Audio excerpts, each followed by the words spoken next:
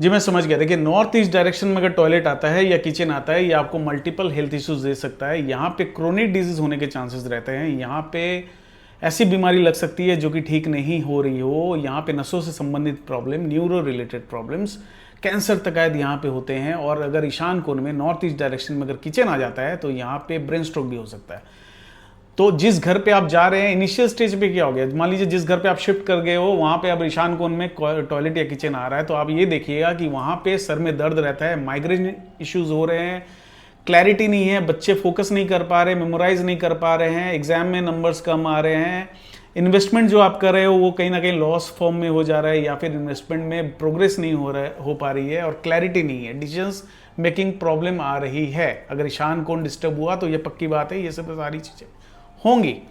ईशान कोण में अगर है तो आपके अंदर में बहुत नेगेटिविटी आएंगी, आपके थॉट्स अच्छे नहीं आएंगे, आप अच्छे सोच नहीं पाओगे, आपको हमेशा सर के अंदर में भार लगेगा, आपको हर एक काम बर्डन लगेगा, ऐसी फीलिंग्स आनी शुरू हो जाती है।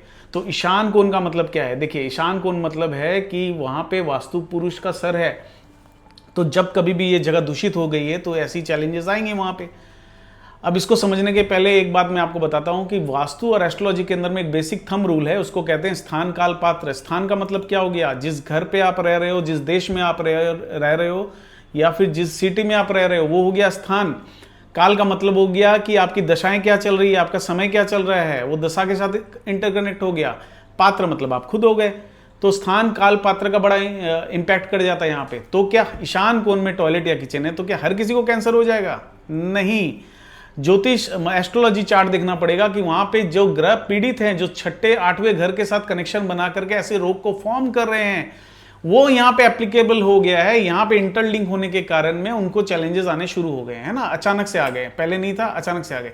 लेकिन आपको बातों को समझना पड़ेगा। अगर घर हमारा ऐसा हो जहां पे ऐसे दूषित ऐसी प्रॉब्लम्स ना आ सके, तो उस घर में ये बीमारी आ भी सकती है, तो बहुत बाद में आएंगी।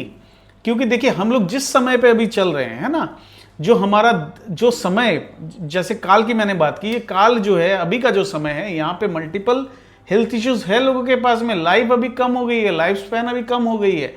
40 साल पहले क्या होता था कि आप देखिए कोई लोग ना आर्मी में जाना चाहते थे, कोई लोग डॉक्टर बनना चाहते थे 20 साल पहले, ज्यादातर अभी भी चाहते हैं, मैं ऐसा नहीं कहता हूं, लेकिन आज का ऑरा अलग हो गया, आज के थॉट्स अलग हो गए हैं, आज के टेक्निकल लाइन में ज्यादा लोग जुड़े हुए हैं, आज जमाना एआई का आ चुका है। तो लोग को फास्ट लाइफ जीने की आदत हो गई है। तो फास्ट लाइफ जीने की आदत है, बर्डन है, बहुत सारे झंझट है लाइफ के अंदर में, जिसके कारण वो हेल्थ का ध्यान नहीं रख पाते हैं। तो एक लॉजिकल माइंड से भी आपको सोचना पड़ेगा। कई तरह के रेडिएशंस क्रिएट हो रहे हैं मोबाइल फोन के कारण, अन्य इलेक्ट्रॉनिक चीजों के कारण, ग्लोबल वार्मिंग फॉर्म हो रही है। तो इस तरह से आपको देखना पड़ेगा कि आज के युग में ये ईशान कोण में टॉयलेट या किचन होना, हम आसानी से इसको नज़रअंदाज नहीं करना चाहिए। आसानी से क्यों, हमें नज़रअंदाज ही नहीं करना चाहिए, इनको रेक्टिफाई करके इनको ठीक करने की आवश्यकता हो जाती है। बहुत लोग कहते हैं कि ईशान कोण में टॉयलेट है, इसका कोई इलाज नहीं है। इसका इलाज है, लेकिन ये थोड़े चेंजेस के बाद ही संभव है कि इन चीज़ों को हम ठीक कर सके, है ना। अब बात आ गई कि हमें ये इम्पैक्ट कैसे कर जाता है, जैसा कि मैंने आपसे कहा। तो मैं एक बात और कह देता हूं कि आप 40-50 साल पहले किसी घर में क्या ईशान कोण में टॉयलेट नहीं था? क्या था?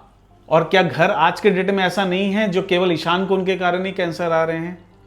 ऐसा भी नहीं है। मेरे पास बहुत सारे ऐसे लेआउट है, बहुत सारे ऐसे केसेस है जिनके घर में वास्तु दोष है लेकिन ईशान कोण का नहीं है, फिर भी वहां पे कैंसर आ रहे हैं, है ना।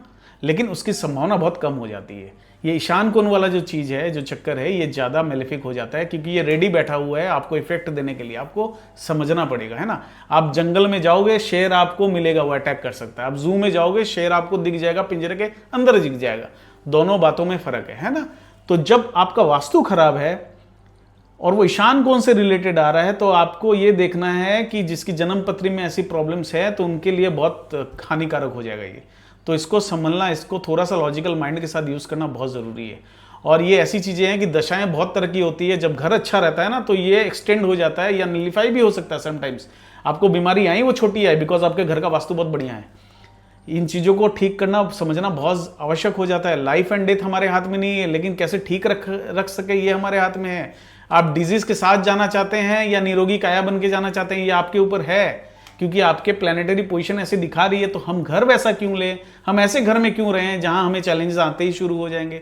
तो ये वास्तु का ही तो इफेक्ट आ रहा है ना, कि जहां पे आप जा रहे हैं उसको एक्टिवेशन हो जा रहा है वो चीजें। तो इनको बड़ा ध्यान दीजिए, इसको आप नेगलेक्ट नहीं कर सकते हैं। ये बहुत ही महत्वपूर्ण चीज़ें हैं, इसको अध्ययन करना और इनको समझना बहुत ज़्यादा ज़रूरी है। प्रॉपर रेक्टिफिकेशन से इन चीज़ों को ठीक कीजिए, दूर भगाइए, इन बीमारियों से निजात पाइए, क्योंकि हम इसके लिए नहीं बने हैं कि हम आए दिन ये सब चैलेंजेस फेस करते रहें। क्योंकि अगर स्वास्थ्य खराब हुआ तो पैसा भी जाएगा, मन भी जाएगा, आपका कहीं ना कहीं लाइफ का वो पार्ट मिसिंग हो जाता है। आपका जीवन इतना सरल नहीं है कि इसी तरह से आप गंवा दें, है ना।